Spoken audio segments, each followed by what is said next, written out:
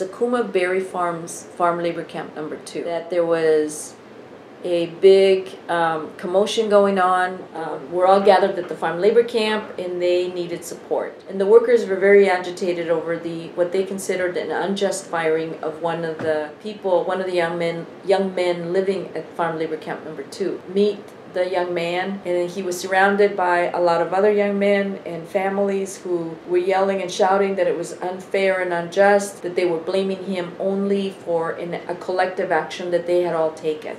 It was a walkout the day before because they had only been paying the workers 30 cents a pound for blueberry, and the workers, when they went into the field, saw that the blueberry wasn't fully ripe, that they were not making minimum wage. In fact, some of them were only earning $5 an hour. It's Federico who actually asked the supervisor, "Do you think you might be able to raise this a few cents more?" And when he asked that, the rest of the workers heard him, and the supervisor said no. The workers were all frustrated and they all walked out en masse. They said, "We're not picking for this price. It's not fair. It isn't right." The supervisor blamed Federico for asking the question and fired him for intimidation, violently forcing the 250 workers to walk out of the field. The community said that they were not going to pick that day. They told the supervisors, "If you're firing him, you have to fire all of us." But in the process of that protest, a lot of the workers started bringing out all sorts of demands. From that mass meeting with Ryan Sakuma and all of his supervisors was go back to the labor camp where the workers elected a committee, the community approving them as a committee.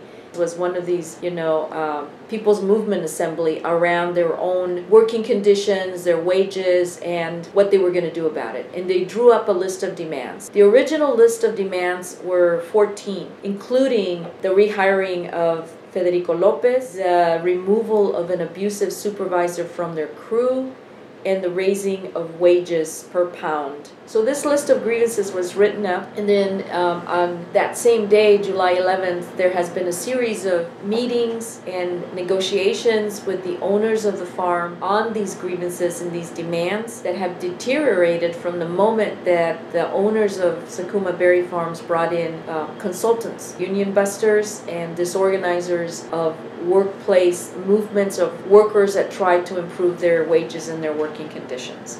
Once these consultants came in, the negotiations have gone steadily from acceptable and trust building and actually really looking at solving the workers' demands by including them in the company process of how they were doing their management to complete mistrust, even worse than what was there before. And so we've had to continue a series of these meetings that they're calling mediations, but that the workers call labor negotiations to improve their labor conditions. So there's a big difference in how the company is portraying these negotiations to the public, which is cultural misunderstanding and language miscommunications and mediations to build trust, to what the workers see it as labor negotiations to improve wages, working conditions, and have some dignity at work.